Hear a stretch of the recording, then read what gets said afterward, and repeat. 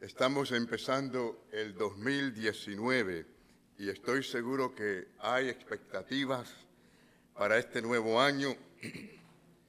Es el deseo de todos que seamos bendecidos y dirigidos por Dios, ¿no es así? Y por supuesto que la gente tiene todo tipo de resoluciones y metas y se oyen muchas cosas, ¿no? Entre ellas, algunos dirán el salir de deudas. Otros, ¿es importante eso? Salir de... Entre otras cosas, quizás alguien empezar un nuevo negocio, una nueva carrera. Quizás alguien quiera viajar a algún lugar que no ha ido, ahorrar dinero, quizás por algún propósito en particular. Y yo sé que hay una que siempre está allí en la gran mayoría de la gente, el bajar de peso. ¿Qué les parece? ¿Por qué será, Bueno, muchas cosas, pero miren, hermanos, a mí me gustaría preguntar a veces si de verdad la gente cree en las resoluciones. A veces pienso que la mayoría de las resoluciones no son más que fantasías inalcanzables. Bueno, quizás porque muchas veces hemos hecho resoluciones y volvemos a hacer las mismas resoluciones y no logramos aquello que queríamos lograr o no lo hacemos. Y bueno, quizás estas cosas desaniman a mucha gente, ¿no? He oído hasta decir, mi resolución es para este año nuevo, no resolución.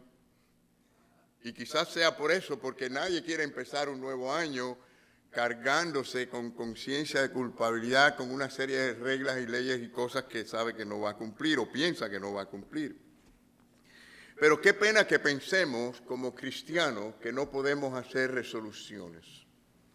Qué lástima sería. ¿Y saben por qué lo digo? Porque de verdad Dios nos ha dado este año. Hemos comenzado, estamos aquí ya entrando en un nuevo año y esto nos los dio Dios, nos los dio Dios. Si ustedes se dieron cuenta en el texto que leímos al final, en el versículo 25, dice, cuanto veis que aquel día se acerca.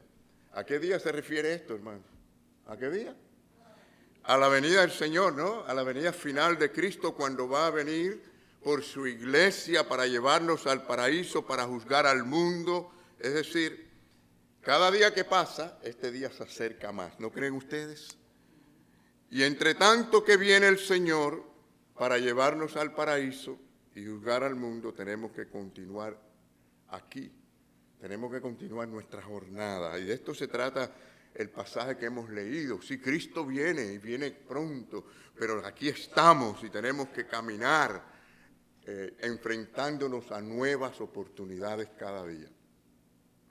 Así que las resoluciones, yo creo, mirándolo de este punto de vista, espiritualmente y bíblicamente, son importantes, hermanos. Son muy importantes. Es más, no deberán ocurrir solamente un día al año o el primer día del año, sino deben de ocurrir cada día, cada vez que sea necesario hacer las resoluciones que debemos de hacer. Yo creo que la Biblia nos da a nosotros instrucciones muy positivas para que nosotros realicemos las metas y cumplamos con la voluntad de Dios. ¿Y saben por qué digo positivas? Porque Dios no está interesado en resoluciones egoístas. Dios no está interesado en alimentar lo carnal o el amor al dinero. Dios no está interesado en las relaciones es decir, cuando nosotros convertimos en aquellas cosas en idolatría, sean relaciones con personas, sea con lo material o los deseos de las cosas de este mundo, todo eso se convierte en una idolatría. Y sí es cierto que cada día vamos a tener la oportunidad de tomar decisiones respecto a esto. Van a haber pruebas que yo creo que son necesarias, hermanos, que dirán mucho. Sobre todo, dirán a Dios dónde está nuestro corazón realmente. El autor de Hebreos, y quizás la pregunta es si de verdad queremos ser fieles a Dios este año. Hay muchas resoluciones, pero aquí nos vamos a enfocar en lo que de verdad cuenta, en las cosas importantes y después las demás cosas serán por añadiduras. Pero el autor de Hebreos nos presenta en esta epístola, en el pasaje que hemos leído, 3 soluciones de Dios que nos dan a nosotros 3 razones del por qué podemos nosotros hacer resoluciones. Y luego termina con las 4 resoluciones básicas que podemos hacer nosotros como creyentes. Así que vamos primero a las soluciones de Dios y razones para que nosotros hagamos resolución, ¿no? Primero, ¿qué cosa es primero? Bueno, tenemos en Cristo libertad. Esto es lo que nos enseña la palabra. Dice, así que hermanos, teniendo ¿qué? Libertad para entrar en el lugar santísimo por la sangre de Jesucristo. Qué bueno saber esto, que usted entra a la misma presencia de Dios y usted tiene una libertad para moverse en la esfera de Dios, para cumplir la voluntad de Dios, para hacer las cosas que agradan a Dios. Esto no es cosita superficial, esto no es cosa cualquiera, hermanos. Y por cierto, ustedes saben que la Biblia dice que la verdad os hará libre. Y Cristo mismo dijo, yo soy el camino y ¿qué? La verdad. Cuando usted tiene a Cristo, usted tiene esa verdad para poder tener libertad. El hombre en su naturaleza no es libre. Nosotros sabemos que la Biblia dice, contrario a esa doctrina del libre albedrío, que se ha infiltrado entre los bautistas, la Biblia no enseña que el hombre es libre, dice que el hombre es esclavo del pecado por naturaleza. La verdad de Cristo en el corazón del hombre es que le hace libre para que espiritualmente pueda agradar a Dios. Entonces, hermanos, en la teología, lo que es la teología judía, ¿no? La presencia de Dios era muy importante y era de ser temida, al punto que ellos no mencionaban el nombre de Dios, porque creían que era muy santo para decirlo. Pero ellos confundieron el temor a Dios con el temor de Dios, que la Biblia habla. El temor a Dios es carnal, producido por el hombre, y no tiene la gracia realmente que le da el balance apropiado en esa relación. La Biblia habla del temor de Dios, porque es obra de Dios mismo en el hombre que produce un temor diferente. Hay muchos pasajes, ¿no? Quiero mencionar quizás el más conocido, que está en Proverbios 1:7, pero hay varios proverbios y salmos que dicen lo mismo. Dice, el principio de la sabiduría. Si queremos ser sabios en este año 2019, dice, ¿cuál es el principio? Es el temor de Jehová. Bueno, es decir, que Dios lo pone con su gracia, viene de Dios. Como todas las cosas, toda buena dádiva viene de Dios, ¿no? Es la obra de Dios en el hombre. Pero lo que quiere decir es que produce, además de un respeto reverente a Dios, produce el temor de pecar contra Dios, por amor, por no ofender a Dios. Esto es lo que es el verdadero temor de Dios. La gente vive hoy en día sin ningún temor de Dios, haciendo y deshaciendo, viviendo como les da la gana, realmente sin pensar en que habrá un Dios que juzgará al mundo. Y la Biblia lo dice. Ahora, quiero que vean como ejemplo en Deuteronomio capítulo 10. Deuteronomio 10, del 12 al 13, vengan conmigo, dice, ahora pues Israel, ¿qué pide Jehová tu Dios de ti? Sino que temas a Jehová tu Dios, que andes en todos sus caminos y que lo ames y lo sirvas, y sirvas a Jehová tu Dios con todo tu corazón y con toda tu alma, que guardes los mandamientos de Jehová y sus estatutos que yo te prescribo hoy, para que tenga prosperidad. Por supuesto que muchos van a pensar en la prosperidad económica exclusivamente, pero realmente Dios sostiene a sus hijos, pero también habla de prosperidad espiritual y aquello que no podemos comprar con el dinero. Pero miren qué pasaje este. Es decir, que Dios nos llama a que seamos temerosos de Él, a que caminemos en sus caminos, a que amemos su palabra, ¿verdad? Y esto es lo que es acercarse a Dios. Acercarse a Dios. Y esto es, hermanos, importante porque no es solamente tener la teología, sino es tener la fe, que es el medio por el cual nos acercamos a Dios. Recuerden que Dios nos salva por gracia, no somos salvos por fe, sino por gracia, pero el medio que Él usa es la fe, la fe. Así que miren, los judíos tenían en el templo lo que se llamaba el lugar santísimo, the Holy of Holies. Y este lugar era cubierto con un velo para, o sea, separar del lugar santísimo al resto del mundo. Y nadie podía entrar allí, a menos el sumo sacerdote a través de ciertos rituales que primeramente tenía que hacer y prepararse espiritualmente, purificarse para entrar una vez al año, interceder por el pueblo con temor y temblor. Tal era así que si no entraba ese sumo sacerdote con un corazón limpio, ¿saben lo que sucedía? Moría. Le daban, como decimos nosotros, un patatún. Ahí mismo quedaba. Y por esa razón entraban, fíjense, amarrados por la cintura con una soga que aguantaban sus sirvientes en caso que cayera muerto. Esos sirvientes pudieran desde afuera alarlo en caso que muriera sin tener que entrar.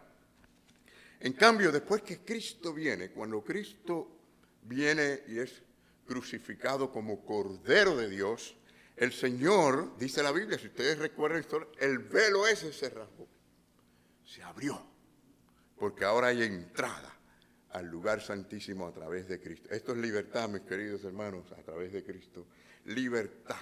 Por eso es que la Biblia dice que todo lo podemos en Cristo que me fortalece. Porque andamos en una libertad que es para honrar a Dios, para hacer la voluntad de Dios, para conocer la voluntad y poderla cumplir. Hermanos, quiero hacer una pregunta, ya que dije voluntad. ¿Ustedes creen que haya una voluntad mejor que la de Dios?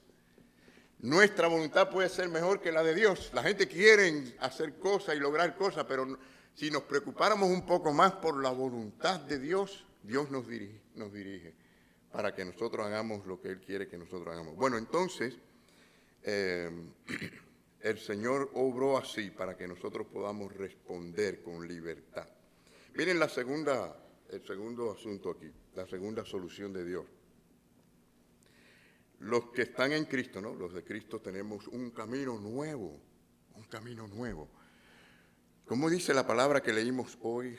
Bueno, sabemos que Jesucristo dijo, yo soy el camino, ¿verdad? Pero fíjense, la palabra que leímos hoy en Hebreos 10:20, dice, por el camino nuevo y vivo que Él nos abrió. Los que estuvieron en la clase escuela dominical hoy vieron que al final de la historia que leímos, los magos fueron por otro camino. Ese era el camino nuevo. No regresaron por el camino de los hombres, ni oyeron la voz de los hombres, sino la voz de Dios. Había un nuevo camino, un nuevo andar. Y ese es el camino que Dios nos ha dado a nosotros. Así que usted puede entrar con esa libertad en el nuevo año, sabiendo que hay un andar que es excelente, que es el camino del Señor.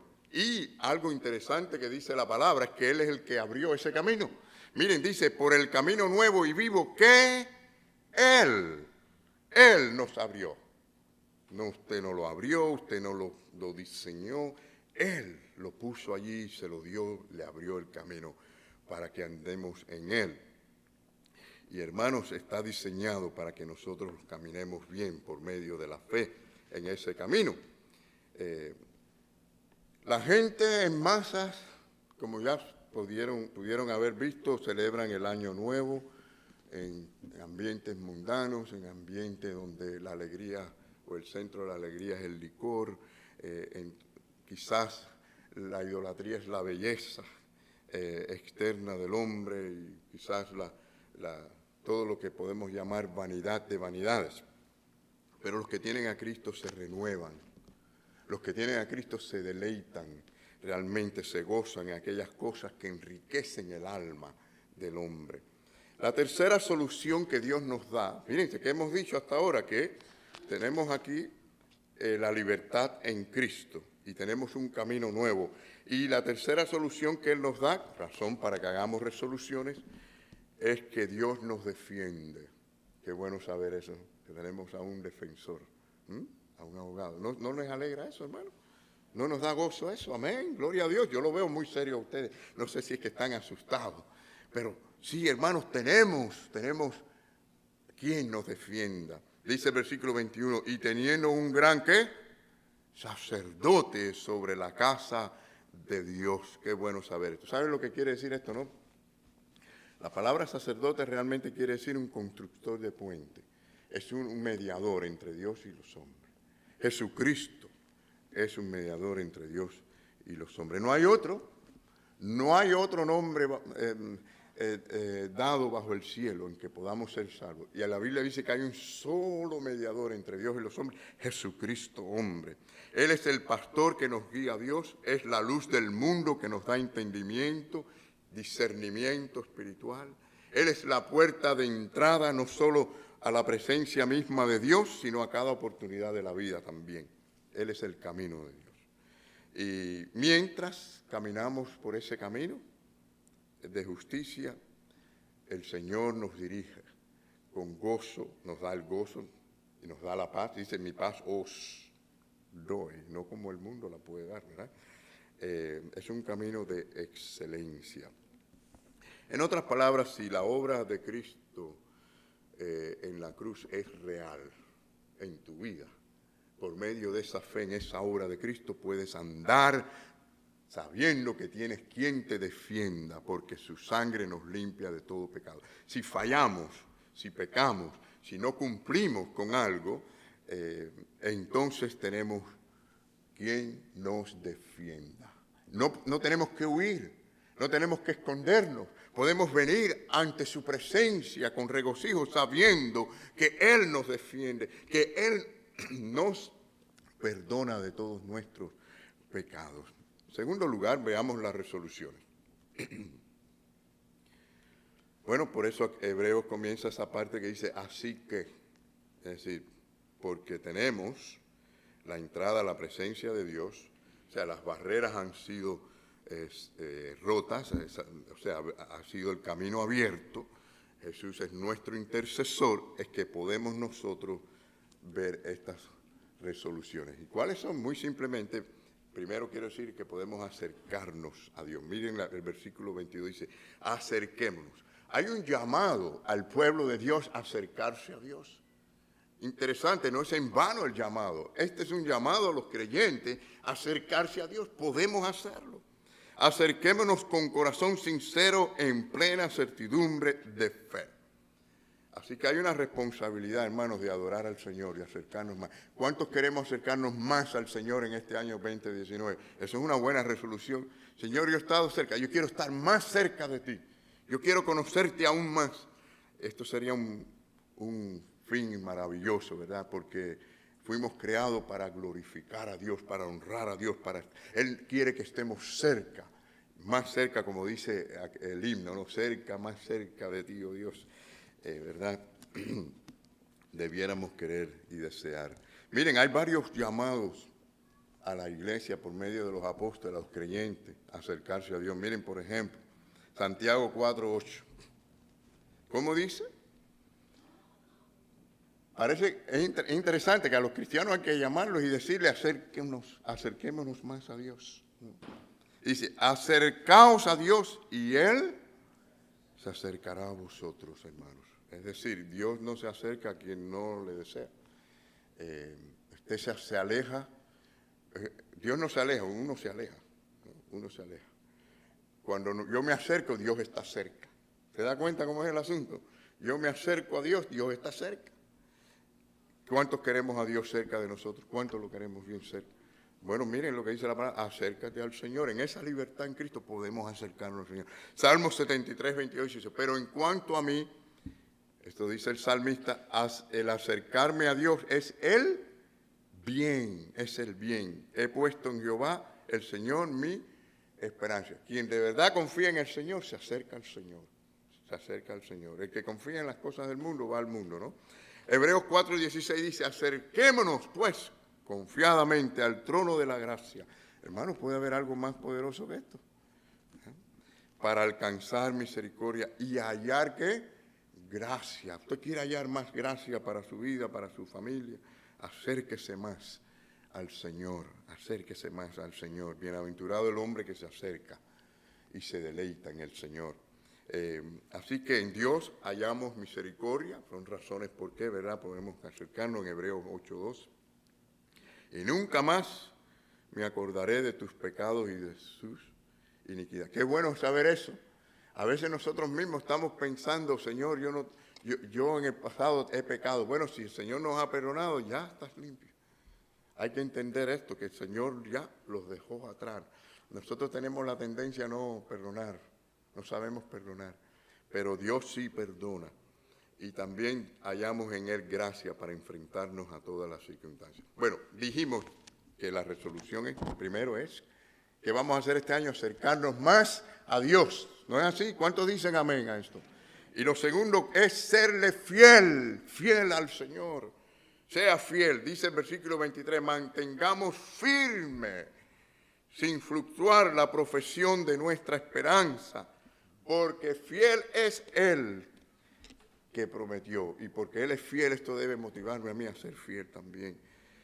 Muchos cristianos no son bendecidos con toda bendición que Dios tiene para ellos, simplemente porque ellos fluctúan en su andar con Cristo, fluctúan. Algunos son de época, cogen un impulso tremendo, unos meses, uy, es tremendo, se comen en la iglesia, se comen en la escuela dominical. Oye, qué buen maestro tenemos en la clase de Omega, qué buena maestra en la clase de Yosara, qué buen maestro aquí y allá, qué bueno. Pero unos meses. Otros son los cristianos que le llaman domingueros, que son cristianos, súper cristianos el domingo, pero de lunes a sábado, olvídense.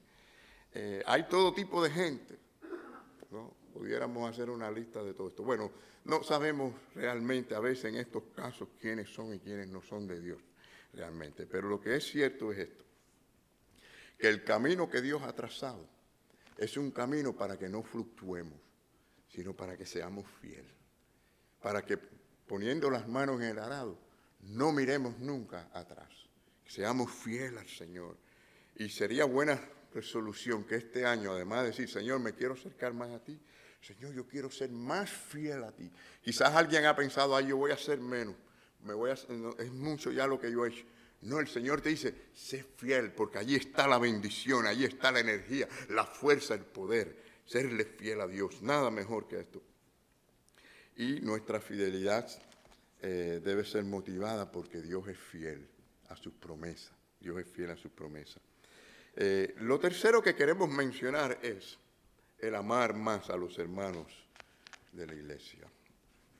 Miren lo que le dice el escritor de Hebreos a los creyentes, le dice, y consideremos unos a otros para estimularnos al amor y a las buenas obras. Miren, ahí hay tremendo ministerio. Hay gente que dice, yo no sé qué es lo que el Señor quiere que yo haga en la iglesia. Yo no sé qué ministerio. Miren, aquí está.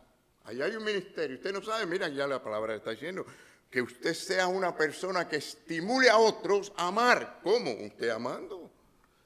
Es decir, haga buenas obras y ame a los hermanos para que usted vea que usted está haciendo un ministerio y estimulándose a otros también.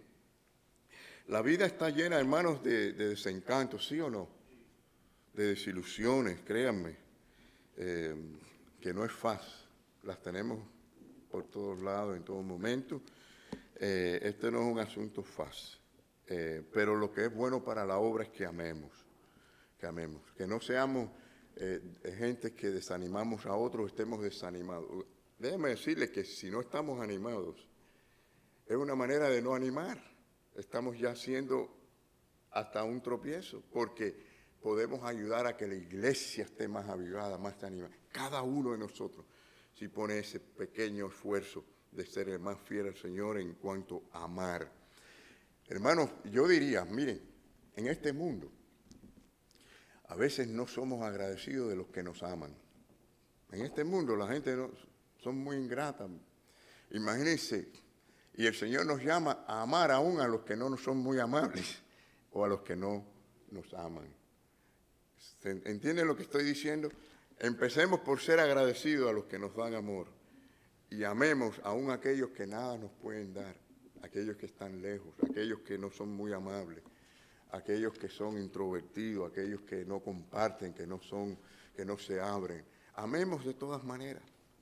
Aún cuando pensamos que hay algo que no está bien, amemos más todavía. Hermanos, el amor es importante y se nos llama a amar. Mucho del problema es que, bueno, y hay que amar sin exigencia, sin reclamación, todas estas cosas que son señales de egoísmo. Pero la Biblia dice que el que ama no busca lo suyo, ¿no? No dice así en 1 Corintios 3, ¿no? Miren, Dios no te va a preguntar cuántas veces te llamaron, te visitaron, te invitaron. Dios no va a preguntar, a Él no le interesa eso. Él te va a preguntar a ti, cuántas veces tú visitaste, cuántas veces tú llamaste, cuántas veces tú invitaste, ¿no? Cuántas veces ayudaste, cuántas veces diste. Dice la palabra de Dios hoy, considerémonos unos a otros para estimularnos. Así que sería buena la resolución de amar a los hermanos. Y si sabemos amarnos unos a otros, el mundo podrá ver el amor de Cristo en nosotros. ¿Cómo vamos a amar al mundo que está allá afuera si nosotros mismos no nos amamos nosotros? Es muy importante que sepamos amar. Yo pienso a veces que hay demasiada susceptibilidad en las personas y esto desanima a la gente. Pero esa susceptibilidad es una señal de egoísmo y de orgullo. Cuando las personas se sienten mal porque no le visitaron, no le llamaron, no le saludaron, este tipo de cosas, es porque la persona no está enfocada en amar, sino en que le amen. Y el Señor quiere que veamos esto, la fórmula es a la inversa, ame usted. Y algún fruto tendremos, créanme, del amor. No será perfecto, ¿verdad? Porque sabemos que el Señor amó, porque de tal manera amó, ¿verdad? El Señor, y mucha gente lo rechazan y hasta lo persiguen y lo odian. Pero siempre hay frutos del amor, ¿verdad? Y el Señor va a estar mirando eso, cómo tú amas, cómo tú respondes, cómo tú das, cómo tú soportas, cómo tú esperas, cómo tú sufres, cómo tú deseas, cómo tú sientes, cómo tú piensas en relación a las demás personas. Lo cuarto es que no dejes de congregarte con los hermanos. Buena resolución también. Dice la palabra en el versículo 25, no dejando de ¿qué? De congregarnos. Parece que ya veían ese problemita, ¿no? Yo sé que hay situaciones específicas. Hay personas que tienen que trabajar y otros pues tienen decisiones que tomar en cuanto a esto. Y el que puede tomar y tiene que tomar decisiones que lo haga, porque la Biblia dice como mandamiento que no dejemos de congregarnos. Y dice que algunos parece que ya tenían esa costumbre. Dice, sino exhortándonos y tanto más que veáis que aquel día se acerca. Dijo William Barclay, un teólogo, él dijo, no hay quien viva la vida cristiana si es negligente al compañerismo de la iglesia local. No hay quien viva la vida cristiana si es negligente al compañerismo de la iglesia local. No hay cristianos 007, no hay cristianos secretos, no hay cristianos escondidos, sino cristianos que están allí para ser vistos, para ser parte del compañerismo. Ustedes saben, y yo he aprendido esto porque de vez en cuando hago uso de la barbacoa, lo que dicen aquí barbecue, ¿no? Y hago uso de los carbones. Y yo me doy cuenta, he aprendido que los carbones, cuando se separan, se enfrían. Hay un proceso en el asar el puerco, por ejemplo, al final que hay que separar los carbones, poner más carbones en cierta posición para tostar el pellejito. Y esto tiene un proceso, pero a la vez se enfrían rápido los carbones al separarlos. Hermanos, esto es lo mismo que sucede cuando los cristianos están alejados, se alejan del compañerismo, nos enfriamos. En el grupo unido hay más fuerza, hay más energía, hay estímulo. Y eso es lo que el Señor quiere, que nos exhortemos unos a otros, nos animemos unos a otros. Imagínense, hermanos, ¿qué pasaría si en los hospitales los doctores y las enfermeras dijeran, bueno, vamos a ir al hospital cuando queramos ir o cuando no tenemos nada que hacer? Y cada cual va cuando quiere ir. ¿Qué pasaría? físicamente hablando, habría una mortandad terrible, ¿no creen ustedes? Por supuesto, yo sé que algunos están, ay, pastor, pero acuérdense que le pagan el dinero y cómo van a faltar, ¿no? Porque ganan mucho dinero, ¿está bien? Ahora vamos a pensar en lo espiritual. La casa de Dios no es como un hospital para sanidad espiritual, ¿no piensan ustedes? ¿No piensan que aquí nos sanamos todos espiritualmente? Bueno, en la casa de Dios también se necesitan obreros. Sí, le advierto que no le van a pagar dinero porque venga y porque haga algún ministerio. Pero ¿saben qué? Yo quiero que usted entienda esto, que es más importante que cualquier cosa, lo que hacemos para la gloria de Dios en obediencia al Señor y en servicio al Señor, y que el Señor lo tendrá en cuenta y no es en vano. ¿Cuántos dicen amén ahí? Amén. Amén. Es decir, hagamos compromiso con Dios para este nuevo año y haciendo esos compromisos, le garantizo, estoy seguro que el Señor nos guiará a las pequeñas cosas en las que tenemos que dirigirnos, porque Él nos va a guiar según su divina y perfecta voluntad. ¿Quieres hacer estas resoluciones para el año nuevo? Puedes hacerlo. ¿Quieres acercarte a Dios? Puedes hacerlo. ¿Quieres serle fiel o más fiel al Señor? Puedes hacerlo. ¿Quieres amar más a los hermanos de la iglesia? Mi querido hermano, puede hacerlo. ¿Quieres congregarte más regularmente con los hermanos? Definitivamente puedes hacerlo. No olviden que para los creyentes todo lo podemos en Cristo, que nos fortalece. Amén.